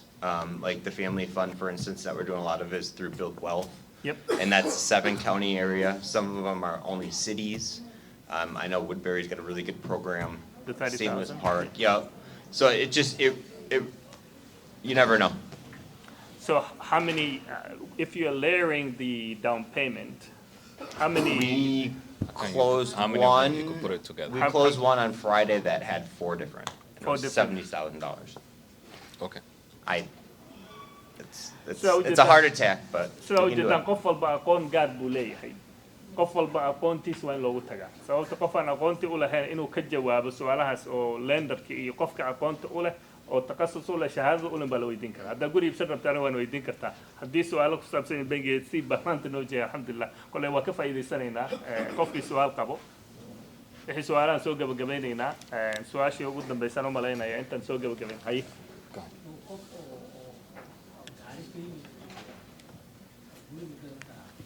qof gaari payment bay guri ma gadan karaa? Yes. Waxay ku xirnaanaysaa income-kaaga. Ma income-kaaga mar walba debt to ratio wax la dhaho la eegayaa oo ah let's say qofkan 10,000 uu sameeyaa bishii but 3 gaari oo ku $1,000 3,000 ayuu ku jiraa. So 3,000 laga goonayaa ka bacdi income-ka soo haray ayaa weli 45 loo sii qaybinayay. So to answer your question, yes, kulligeenba gawaari aan u baahanahay Soomaaliya si aan lacag u sameyn aan shaqo waadno oo ku qasbannahay taas. Credit card iyo meelo badan baa deemaas ka badan yihiin. Absolutely. Go ahead. Question. su-aasha maxmuud aan weydiinayaa Okay. barnaamij oo macnaha steedka aan ka sugaynin waa 200 oo qoys keliyaha ka faa'iidaysanaa sidaas meed ah sanaa mudug maya waxaan ka hadlay barnaamij inoo gaar ah oo $10 milyan aan ku bixinay oo fee based ka ah oo pilot program ah kaas waa ka duwan yahay barnaamijyada kale oo 150 milyan oo si toosan hadda u tilmaamay waa separate program dhowr kun oo qof ah kaas ka faa'iidaysan doona midka oo state-ka oo hadda miiska saaran laakiin 10 milyan qofka ka qaadanaya Islamic financing barnaamijkaas uu ka faa'iidaysan karaa waa ka duwan tahay barnaamijyada kale so waa sidaan tilmaamay waxaan tilmaamay 4 barnaamij midka ugu horeeya waa Minnesota Housing Finance first generation first time home buyer and then waxaan tilmaamay community program of first generation first time home buyer waxaan tilmaamay barnaamij gaar ah oo fee based ah interest free lending ka oo 10 milyan oo gaar ah waxaan tilmaamay barnaamij oo sanadkan soo socda qadiisa bilaaban doono loo yaqaano partnership oo state ku bixinayo saas darteed waxa way waa kala duwan yihiin degmo kasta xaafad kasta waxay bixiyaan deeq gaar ah saas darteed waxa way fursadaha waa badan yihiin waana kala duwan yihiin dadkeena waa aragtay community isku xiran waaye marka father daughter son Yes. they all work Yes. and they want to about guru wada yeeshaan Yes. how that works Su-aasha waxay tahay large family oo ka kooban hooyo aabbo caruurtii oo wada shaqeeya oona weli rent ku jiro Soomaali oona rabaan guri inay gataan so familkaas oo kale masha Allah waa wax kaliya u baahan yihiin isa planning wax la dhaho inay isla fadhiistaan ay dhahaan okay informationka guri gadashada marka hore inaan intee processka intee laga bilaaba qof maxamed oo kale inay la fadhiistaan oo anigoo kale ila fadhiistaan on do haye meeqa sameysaa every day aan sameeyaa familada guri office ka daan ugu caandaa okay gabadheena ma soo durk Steve marka gabadheena meeqay sameysaa hooyo meeqay sameysaa wiilkeena meequ sameeyaa isku dardar lacagaha markaan isku dardaro ayaa waxaan dhahaa intaana asa income haynaa okay now second question how long ayay caruurtan soo shaqeeyeen ma hadda 18 ahaayeen miya 18 hadda noqdeen miya mis high school ka bixin mis 2 years ma soo shaqeeyeen ha 2 sano way soo shaqeeyeen okay credit-ka iiga warama marka hooyada inta badan waxay leedahay ma garanayo wiilkay creditkiisa bal heblo meeqa waa creditkaa marka creditkiina in laga hadlo oo 640gaas iyo 700kaas la keeno saddex markii la eego mortgage ready baa nahay marka 2 sanana uu qof walba soo shaqeeyo then waxaan leeyahay okay last 2 years tax return keena هذا وصا واحد كور سؤالا كجوابنا جرا قف بانا ويديي income كلاو بقولو قف أفرتان كون سمايو يقول qualified مو نقطة سوما جواب ير أن قدرة أجرتو number أني استعمال أجرو so income كاستقف والب income كو سمايو هكون رفتو 4.5% هكون رفتو بنجي انتاسو سينايا وليبو أن واحد higher كدقي so let's say 40,000 son 40,000 هدي لو قلت 4.5 a bit number Steve sheegay maskaxdan ku hayayba already oo labo boqol iyo 15 oo labo boqol iyo 20 so let's say family ba waxay sameeyaan up that's the difference badana aniga teamkayga waa ka leexanaa inaan bangiyada waaweyn because waxaan ognahay it would be difficult for our client. It won't be easier. Hadday noqoto rate, hadday noqoto iyo haddii conditions noqoto because conditionada ay adkeeyaan inta badan bangiyada waaweyn. Quick question. Su'aash go now Doli. The broker, mortgage broker is different. I think Steve. So the question is about the lenders. What's the difference between the banks and also the mortgage brokers? Like, you know, what's the difference between the two?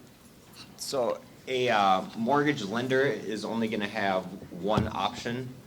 meaning they might have more than one loans, but they are basically selling you one option, whereas a mortgage broker has multiple lenders. It might even be the same lenders. I mean, for instance, we work with Huntington Bank, US Bank. It might be the same lenders, but they might have better prices for your scenario. So if you have 720 credit and you're looking to put 10% down, there might be a bank that's better than Huntington for rate and process and speed versus, you know, what you might have at a lender. Usually a lender has one option where a broker has, you know, 20 to 30. Welcome, Tamara. محمود سؤالك وقت ما بس Go ahead. فيني Soomaalida as community people waxyaalo waxa jira dadka maskaxdooda ku jira oo ah yaa ku rabo inaad bank deynka qaadatid iyo soo koolid dadku le riba free baan nahay oo you know Sure. and most of them bangiyada ay lacag ka qaataan سؤال السياسة وين في جواب أنا أنا نيت الماضي بسم الله الرحمن الرحيم ولاد سؤال السويدين أيوة حواي reality bank لنا وحلا دا مارتي interest free because every mortgage has to be مارتي Freddie Mac and Fannie Mae standard. Standard kaas waa sharci oo u dejisan federal government. nidaamka ay isticmaalayaan some of the process waxaa weeyey fee based bay kaga dhigayaan or profit based rather than maaragtay the interest. Mortgage key was the same process because they have to comply with Fannie Mae iyo Freddie Mac. saa darteed waxaan leeyahay sharciga Maraykanka baa adag nidaamka lagu shaqeeyo hase yeeshee mas-uuliyaddii iyo nidaamkii oo kaga duwan bay isticmaalayaan hay-adaha oo Islamic based bixinaya midaan hadda inay tilmaamay oo musharaka ah waa ka duwan tahay because waa partnership guriga waa lagula leeyahay ma dhisi kartid ma samayn kartid kaas state of Minnesota waa inoo dambe laakiin kuwan hay-adahan inta kala duwan waxay ku fududeynayaan in adiga maaragtay ka qaadan culeyskii isleeda ma interest baad qaadanaysaa maxaad samaynaysaa fee based buu noqonaya waa profit based and yes maaragtay they are approved lenders like any other maaragtay lender. Ahmed guriga qiimihiisa they pre-calculate oo guri 500,000 bay wuxuu qiyaasaya 1 million oo kale because 10 years way isku daraya markaasaa haddaad guriga iibsatid ama dacdariina iibsatid gurigaa sida guryaha kale kuma based on real price but these people they put in the price in advance su-aashaas anaa kusoo noqonaya sida hadduu tilmaamaysid waxaa waaye sharci baa jira sharciga maaragtay lenderska no matter where you buy from amortizationka kama duwnaan kara any other lender tusaale gurigii baa dhowr sanaad degneed waxaa rabtaa inaad si degdeg ku bixisid yes the feegii profitkii qaadan lahaayeen waa lumaya adaa iska bixinaysaa so there is no difference hadda qofka markuu aadayo bangiga caadiga waxaa lagu print garaynayaa amortization oo tusinaya gurigii wixii dul saarnaa Steve haddaan usii dhiiban waxoo yar uu kasii tataaban karaa so the question is about the amortization process whereby when you're taking a fixed rate or whatever lending process you're taking they calculate the 30 year or whatever rate or terms that you apply for I was just explaining yes every mortgage should have a clear standing and that is a required process by law and they're almost equal because of the requirement under the Fannie Mae and Freddie Mac. I don't know if you want to touch a little bit on that. Yeah, so no matter how, if it goes through Freddie Mac or Fannie Mae, it's based off the loan amount, interest rate, and how many years do you have that loan, 10, 20, 15, 30. A way to pay less overall interest, which is what they charge you if you pay that payment. If you're on a 30-year payment and you pay that same payment for 30 years, you're going to pay the overall interest. If you pay $200 to $300 more, you'll pay less than the overall interest. So that's also standard across the industry. So just because you have a 30-year mortgage doesn't mean you have to only pay that payment. You have to pay that, and you can always pay more. And a lot of times that will help cut interest. It's the same model, or the same. Kuli was standardized. It has to be the same because it's backed by Fannie and Freddie Mac. Correct. So it's just however you get there. So you'd be paying less fee if you make more payments. I'm a little bit confused. Ahmed, Mohammed, I'm a little bit otherwise. Ahmed, I'm a little bit. وحتى لو اشتي community. Yep. قويسك يعفرت عروض. Yes. إنك تبغى حسابك. محمود هداي وحلوميري إن هالقف كلية وأبلاي جرينجر وحلوم. How So I think I'll defer a little bit to Steve. Different programs have got different rules and guidance. So the question was about a little bit if the loan is being taken by specific borrower and it's not the entire household, the borrower is responsible for that. It becomes that individual borrower versus everyone in the household. And so I was explaining, yes, there are different programs based on a state, city, whatever down payment assistance you're getting. They sometimes look at the household income. Some of them, they don't. Some of the program is based on the borrower. Steve, I don't know if you wanted, sometimes many people get confused in who is counted as the borrower. Especially first-time home buyer assistance. Yes. Especially assistance, they look for a household income. So what they're saying is that there's two different ways to look at it. One is to look at who's ever applying for the actual mortgage incomes on there. That is not a household income. That's just basically based off of application income. And then for a lot of these programs, there's called a household income, which anybody that's in that house technically has to say if they make money or not, and they add that up. But there's a lot of programs where it's just on the applicant income, and that means whatever you put on the application, that's what they use. So it's a group, if they have like 5 people. yes. So if you have 5 people on the application, they're going to use that. But if you have 2 people on the application, they might just use the application income. But if there's 5 people that live in the house and it's a program that uses the household income, they're using 5. And so a lot of times the household will be a little bit more than like the application income. But yeah, it's kind of confusing, but the national programs usually go off the application, where the local programs will go off of actual household income. Right. kale waqtigii gabagabadaan waxaynu kusii dhawaaneynaa jaanis badanna waan jeclayn inaan idinla qaadano processka home buyingka xataa idinla wada marno but su-aalihiinana very muhiimay noo yihiin go ahead brother. Yes, so of course when you take in, for example, fixed rate loan, you calculate the interest before or by the year, or is it after? It's a fixed calculation that goes off your rate, Okay. loan amount, and how long do you want it. So your home loan is no different than like an auto loan. Okay. The auto loan goes off of, it's a little bit more with the APR, but it's the same thing. If it's 30,000 for 5 years, 30,000 for 7, it's less than, you know, if it's 30,000 for 4, it's the same thing with a home. The one, which you can do that to an auto too, but with the home loan as well, you can always pay more. So for example, if you're doing, let's say, 7 years, Mhm. do they calculate the 7 years one time? Yeah, and that's how they're gonna make your minimum payment. So if you do a 30-year loan, that's your minimum payment. If you do a 10-year loan, that's your minimum payment. So your 10 years gonna be obviously a lot more expensive than the 30-year. But it doesn't mean that you can't pay over your minimum. And so that's how you pay less actual interest or fees, however you wanna describe it, for that property. So if you take out a 30-year loan at 5%, and you wanna, and it's $1,000 payment, let's say, I would definitely recommend, if you wanna keep that house, try to make 2,000, 3,000. And so every month,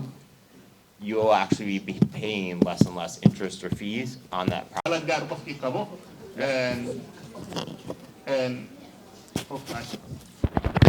waxaad la soo xiriiri kartaan walaalkeen Axmed Faarax iyo Goodir Realty inaad ka faa'iidaysatid waxyaabaha kale hadda inay tilmaamayno iyo fursadahan qaaliga ah. Ha ka moogaanin, ha ka maqnaanin, ka faa'iidayso. Waxaan dareemi karaa dadkii inay guux weyn ka yeera inay guri iibsan rabaan. sanadka soo socda waa inuu noo noqdaa insha Allah. sanadkan ku xoroobi lahayn aan guri iibsan lahayn. Axmed baan ku soo wareejinaa inuu noo soo gabagabay.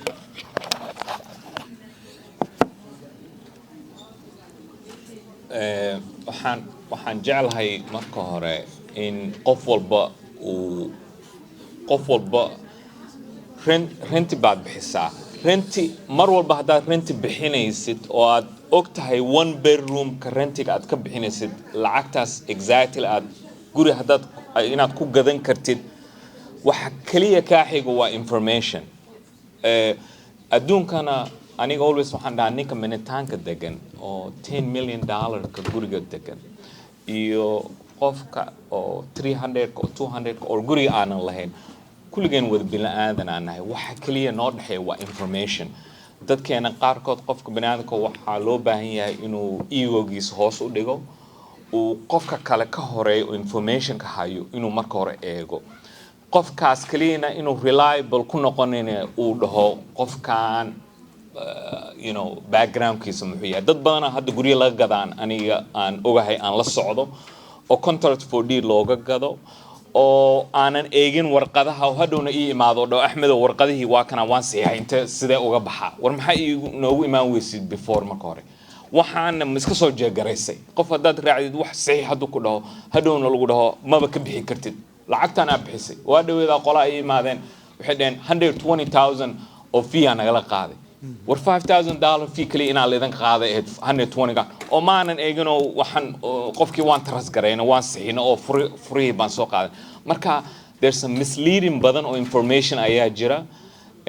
laakiin qofka waa inuu due diligence-giisa homework-kiisa mar walba uu ka soo baxo. waa steps uu qof walba mari karo. qof walbana uu maanta ilaahay hal qol ku gadan karo, 2 qol ku gadan karo oo town home yar uu ku gadan karo oo maanta guriga raqiis yihiin. honestly maanta because rate-ka high ah guriyaha waa raqiis maanta. berito markii uu rate-ka dib u soo noqdo I guarantee you waxaan ku noqonaynaa 2 years ago dadka markaan dhihi jiray 20,000 30,000 80,000 offeran dhignay 80,000 or more oo cash ah oo nala dhahay sorry waa guri waa leedan ka qaatay. marka taasaan ku soconaa. waddankaana meel aan uga socono ma jiro.